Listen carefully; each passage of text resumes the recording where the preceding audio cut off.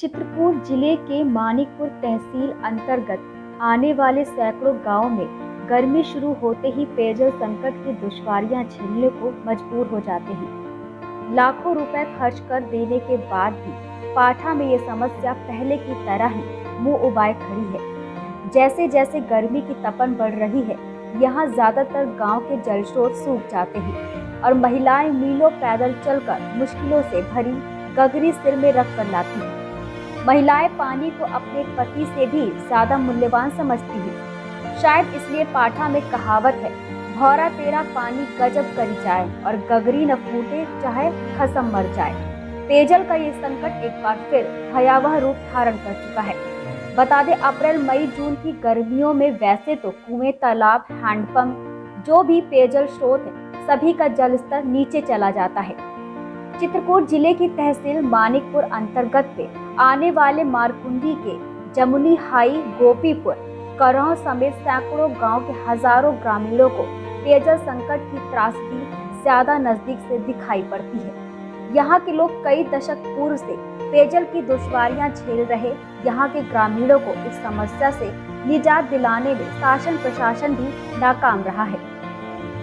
बता दें, ज्यादातर जल स्रोत सूख जाने की वजह से गर्मियों में पहाड़ों और जंगलों के किनारे बने चौहड़ों से एनकेन प्रकारण अशुद्ध जल लाकर पीने की विवशता यहाँ के ग्रामीण की नियति बन चुकी है। मई जून जैसी तपन को सहकर पाठा की महिलाएं मीलों पैदल चलकर पानी लाती हैं। ये पानी यहाँ के निवासियों के लिए अमृत के समान होता है। महिलाएं तो पानी को पति से भी ज्यादा मूल्यवान समझती हैं। इतना ही नहीं, पानी की समस्या इतनी बड़ी है कि यहाँ की 20% आबादी पानी की कमी के चलते कुआं रेपन में जिंदगी बसर करने को मजबूर है। पानी की कमी तो यहाँ ऐसी है कि यहाँ के युवाओं की शादी के ख्वाबों में भी पानी फिर चुका है। आलम यूं है कि गोपीपुर गांव में लड़कों के लिए रिश्ते तो तमाम आते हैं, पर गांव में पानी की दिक्कतों को देख कोई पिता अपनी बेटी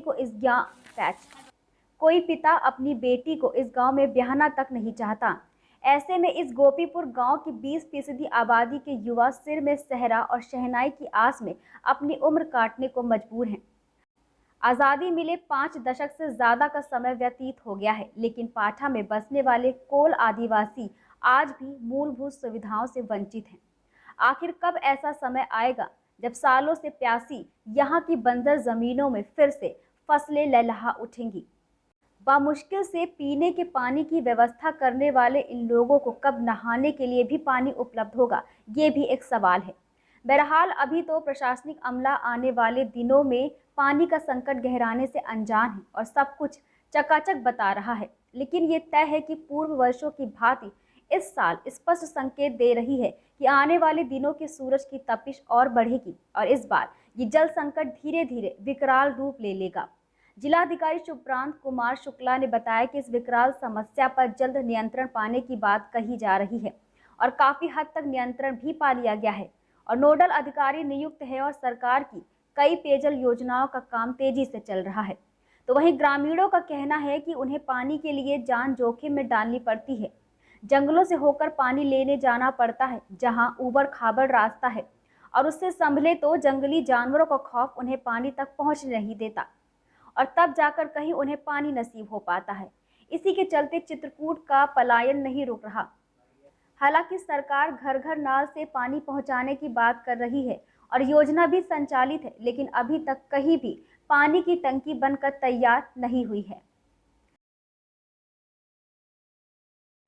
जी, हमारे यहाँ पानी की समस्या है। पानी की समस्या की वजह से लोग शादी या विवाह में रुकावट डालते हैं, बोलते हैं यहाँ पानी नहीं आ रहा। पीने के लिए भी बड़ी परेशानियाँ उठानी पड़ती हैं। कितनी दूर पानी लेने जाना पड़ता है? पानी लगभग 2-2.5 किलोमीटर दूर लाना पड़ता है। उधर से मटके में है, बाल्टी में है, उधर से लेके आओ, या तो सर पे लेके आओ या तो साइकिल वगैरह पे लेके आओ। यही दिक्कत है हमारे यहाँ।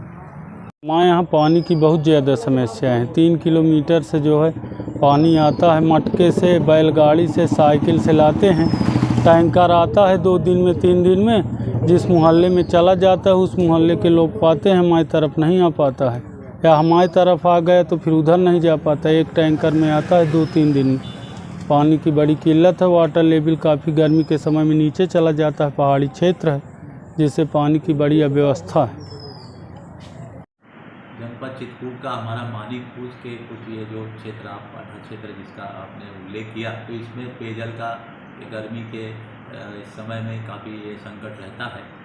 अब इसमें दो तरीके से कार्य हो रहा है। एक तो माननीय प्रधानमंत्री जी के मार्गनिर्देशन में जल जीवन मिशन योजना के अंतर्गत एक बहुत बड़ी जो है महत्वाकांक्षी परियोजना एक चल रही है, निर्माणाधीन है, जिसमें हम यमुना जी का जल इन गांव में पाइपलाइन के जरिए घर घर टैप के माध्यम से उपलब्ध कराएंगे, तो वो जल्दी ही साकार हो जाएगा। एक तो ये लॉन्ग टर्म है, जो स्थायी समाधान की एक ये योजना है। दूसरा, इसमें जो अस्थायी रूप से गर्मी के ऋतु को देखते हुए विशेष रूप से, तो इसमें हमारे ग्राम पंचायतें चिन्हित हैं, 52 ऐसे हमारे पुरवा मजरा ये प्लेसेस आइडेंटिफाई किए गए हैं, जहाँ पे एक एक अलग से नोडल ऑफिसर तैनात किया गया है। जहाँ जहाँ संभव है पानी की उपलब्धता जहाँ जहाँ अनुमानित है वहाँ पे फिर रिबोर करा के कुछ प्रयास किया जा रहा है कि कुछ ये जल वहाँ पे मिल जाए। एक तो ये है।